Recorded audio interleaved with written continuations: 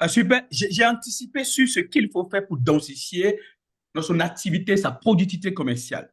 Et chacun d'entre nous a pu voir ce que nous aurons dû être en train de faire en termes de densité, en termes de planification, en termes de structuration, de maillage de notre journée de vendeur. Maintenant, le défi, c'est très simple. La plupart des gens sont victimes du taux de conversion. En fait, la capacité à délivrer des résultats abondants obéit exclusivement à la loi de la semence et de la récolte, comme je viens de le dire. Donc, sachant que le niveau actuel le niveau de vos ventes, si vous voulez les multiplier par 10, ce que vous avez à faire, c'est de tout multiplier par 10. Générer 10 fois plus de contacts et rencontrer 10 fois plus de gens. Réaliser 10 fois plus de rendez-vous que la période précédente. C'est-à-dire que si hier, vous avez fait, la semaine dernière, vous avez fait 3 rendez-vous, vous faites 37 semaines. Et la semaine prochaine, si vous allez dire, OK, ayant fait 30 rendez-vous cette semaine, j'ai vu que mes performances ont été densifiées. Par combien je dois multiplier le nombre de contacts pour pouvoir avoir plus de rendez-vous? Relancer 10 fois plus que la plupart des vendeurs. Pourquoi? Parce que si nous partons du fait que vous avez des prospects qualifiés, l'abondance génère l'abondance. L'abondance génère l'abondance. N'écoutez pas ceux qui disent que c'est la qualité qui compte. Du moins, la qualité acquise, il faut ajouter la quantité, il faut de la densification. Donc, du coup, pour faire de la performance commerciale. Et la plupart des gens oublient cela. Bien évidemment, pourquoi ils ne le font pas? Parce qu'en fait, ils sont pas déterminés à faire la différence. Ils ne sont pas des vendeurs, on va dire, professionnels. Ils sont dans des excuses. Ils sont dans des excuses. Avant d'en arriver à comment passer du vendeur con, qui se rend compte bêtement après qu'il n'a pas fait ses chiffres, au vendeur professionnel, je vais voir avec vous, on va dire, quelques raisons essentielles qui expliquent que la plupart des gens qui ont l'énergie pour vendre finissent donc du coup par ne pas vendre. C'est pas qu'ils n'ont pas la possibilité et le potentiel de vendre, n'est-ce pas? Mais ils n'exploitent pas leur potentiel. Ce n'est pas que les produits de l'entreprise ne sont pas de bons produits.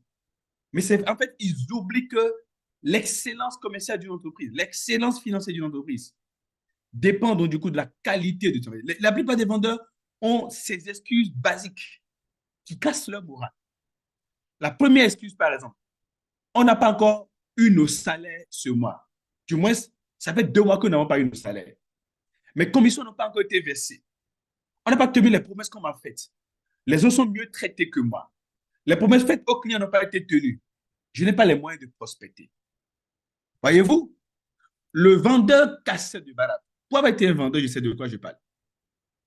J'ai la chance de vendre des produits qu'on appelle du service, qui sont essentiellement délivrés après que les gens ont acheté et vendu, par exemple.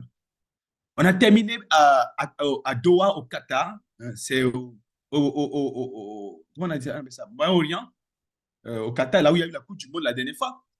Un workshop pour les dirigeants sur le thème état d'esprit de dirigeants, résilience managériale et euh, euh, défis corporels du 21e siècle. L'une des choses dont je me suis absolument rendu compte, c'est qu'en fait, même les dirigeants qui étaient dans la salle, qui sont payés à des salaires de 5 millions, 7 millions, je me suis rendu compte de ce qu'en fait, ce qui fait que la plupart n'arrivent pas à atteindre leur objectif, c'est un défi d'état d'esprit. Ça veut dire quoi? On n'aime pas les anomalies. On n'aime pas les anomalies. On n'aime pas les défaillances. On n'aime pas les défaillances. On n'aime pas les surprises. Nous nous contentons de nos frustrations. Et l'une des choses que j'ai eu à dire aux dirigeants qui étaient dans la salle, c'est qu'ils doivent vivre avec la douleur. Ils doivent comprendre quelque chose de très important. Le job d'un DG, c'est de prévenir ou gérer le chaos. Vous savez, il y a 2 cas. Soit tu as pris les dispositions pour qu'il n'y ait pas de chaos, ou bien quand il y a le chaos, tu as un dispositif pour gérer le chaos, ou bien tu arrives à te réinventer rapidement pour pouvoir gérer le chaos. La même chose est vraie pour n'importe qui veut réussir dans la vie. La plupart des gens veulent vivre au paradis. Ce que je peux vous dire par exemple, parce que pour avoir eu la chance de faire des formations pour des vendeurs, des gestionnaires de comptes dans de grandes entreprises, dont des banques, des compagnies d'assurance, dans dans les telcos, en général, les gens qui sont là-bas, ils ont tout ce qu'ils offrent. Les produits sont de qualité, les produits sont recherchés, n'est-ce pas? Ils ont des voitures de fonction, ils ont des bureaux où il y a le frayon, comme on dit en Côte d'Ivoire. Donc, ils sont quand même bien mis. Et quand vous les voyez en ville, un gestionnaire de compte d'une grande banque, par exemple, en Côte d'Ivoire, au Sénégal, au Burkina, par exemple, c'est des gens dont la vie vous plaît. Mais savez-vous que 80% parmi eux n'arrivent pas à atteindre leur objectif? Ma question est fondamentale de savoir comment se fait-il qu'ils ont autant de moyens?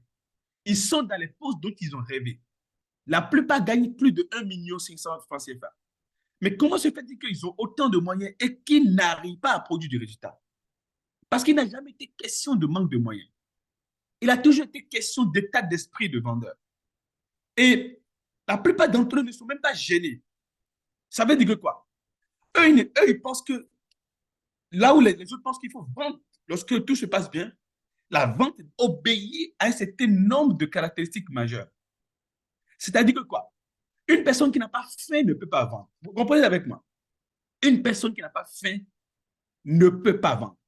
Et c'est pour ça que la plupart des gens qui ont ces excuses-là, à savoir, on n'a pas encore eu nos salaires, nos commissions n'ont pas été payées, on n'a pas tenu mes promesses qu'on m'a faites. Les autres sont mieux traités que moi. Les promesses faites aux clients n'ont pas été tenues. Je n'ai pas encore, je n'ai pas les moyens de prospecter. En fait, c'est eux qui devaient faire plus de chiffres normalement. Contrairement à ceux qui sont payés à plus de 1,5 million dans les banques, dans les grandes sociétés d'assurance, dans les grandes sociétés de télécommunications, et qui ne font pas le chiffre. 80% parmi eux ne font pas le chiffre. Est-ce que vous voyez un peu? Mais la vente, c'est pour les gens qui sont prêts à faire ce qu'on appelle la guérilla marketing, les maquisards. La vente, c'est pour les maquisards. Et qu'est-ce que les maquisards, les vendeurs d'élite maquisards font? Un, ils ont la cupidité. Ça veut dire que quoi? Quand tu manques d'argent, tu sais que grâce à la vente, tu vas avoir d'argent.